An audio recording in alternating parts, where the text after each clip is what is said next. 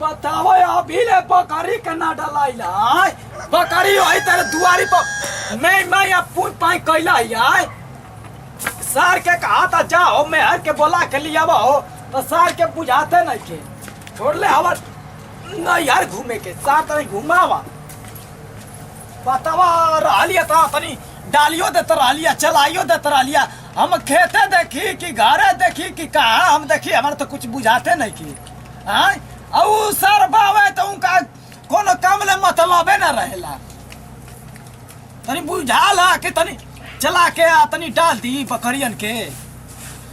खाली सार घूमत रहा तवे लइका में एने सोने अच्छा अच्छा साला करता बड़ा यार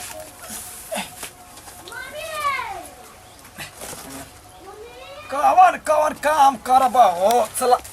हम परेशान हो गई ये कनी से ये बड़ा तो हम मानव ना ये बड़ा तो हम कसाऊं के जाके हम ले आई बतावा खाली जाके गाँव ही घर आई रहा था परेशान हो गई कनी के खबाहट से हो दादा का ये बाबू सार तरह हम ना मैं काम घरे बाहरी खाना बनावा तो आई करा तो हाउ करा तो के करी हां तो अब ये खून फेंक दबा मुंह में मरी हम चला काम कर सार कहीं हो ना तनी बुझाला कि तनी खाना ना तनी बना दे हम बनाई तो के बनाई सार तनी मेहर के चौपैला हवा गाँव था जाए तो करा के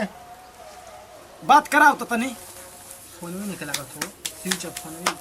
हाँ सार तू तो बतियाइए ले बा मेहर से अपना हाई हम हमारा नु जे गति भइला सार त नहीं खाना बनावा बकरी के डाला भैंस के डाला आ खेते देखाओ बतिया वाला धर हेलो हेलो ए पतो आइबू हो कि हो जे रहबू हम एजे रहब आया ये जा के देखी तब विदा खदा अपन बहिनिए के खाना बनाइए खियाइए हमनी के मुई जाना तारे सब हमर बहिनिया तारे सब घर में रही देख ले मारा था देख ले कोई देख हुआ जाओ कब से हम नहीं जानत आवा ये रनिया देखा जाए दा आ जा खाना बनावे में तनी हमनी के दिक्कत होता हम कोभाड़ घर में ना रही ना सार तना ये मैं ईटा का घर बनवाइले हई ओकरा खोबार लोकता रे तू बतियाव हम क्या बतियाई हम तो परेशान कर देला यार हमका सोना का झुमका किन के देता आई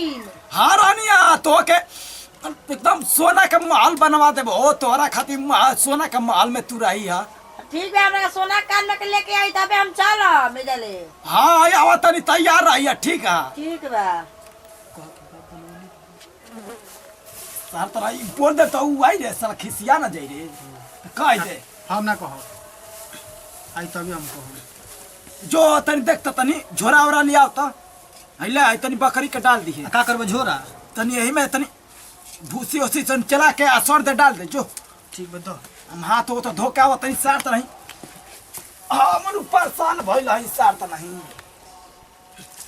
चलो हो लिए ले तो सही देखा भी जाए ना नौटंकी का किस्म के पहाड़ा पड़ी का करी का ना करी हमारा तो बुझाते नहीं थे कनी के मैं वही तरह धान पड़ला लियावा सर दे लियावा झोरावा अरे आवा नहीं आओ सर दे आओ सर तो नहीं बतावा अपने खाना बनावे के पड़ता अपने बर्तन मजा सब काम अपने कराए आऊ गाँव जाके अपन धान कटवा के मैं सुखवावत हई मैं दबावत हई मैं कुटवावत हई ए जाके बुझाते नहीं थे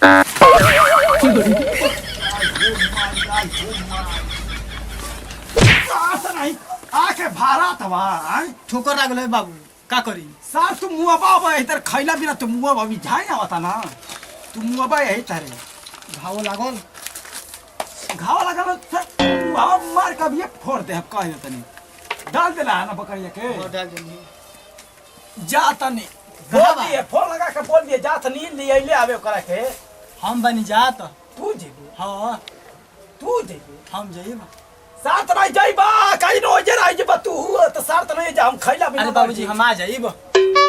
ना तोरा नहीं खे जाए के हम जाके लियावत हैं। हम जाते नहीं बाजारे तो हाँ तो जो कुछ बाजारे जो कुछ ले ले ये जो हमारे से कुछ ना आई साथ नहीं जाता नहीं हम लेके आई बा साग सब्जी ले ले ये चलो चलो का करी सब 100 रुपया ले ले आई का करब धीरे से किन ले हम 1 किलो जिलेबी लेके चल जाई उ तो आवेली त ई ना बुझला कि तनी ठेकुआ छनवाली पुआ सानवाली उ आवेली खाली हो चले चूरा ले लिए आ की त तनिया सा धान ले लिए आ चाउर ले लिए आ चल दिए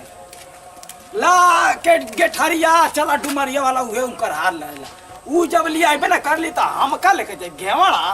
हम का करब होई त सुखल पाकल लेके आ चल जाई चलो चलो आइए गईला साला बाजारिए में देरी हो गया बड़ा एक गांव एक घड़ी चेंज हो गया मैं बनवा दिले हवा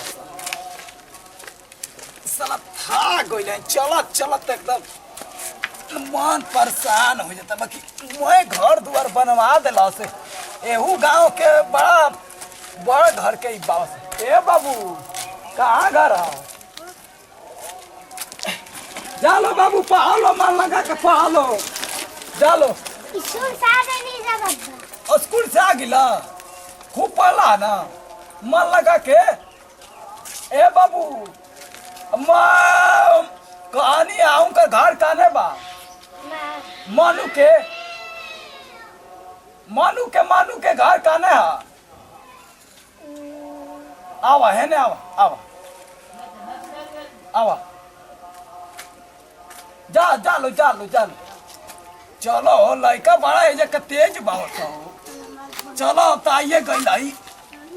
यो छोटे छोटे बाबा से कहा जाना तो चलो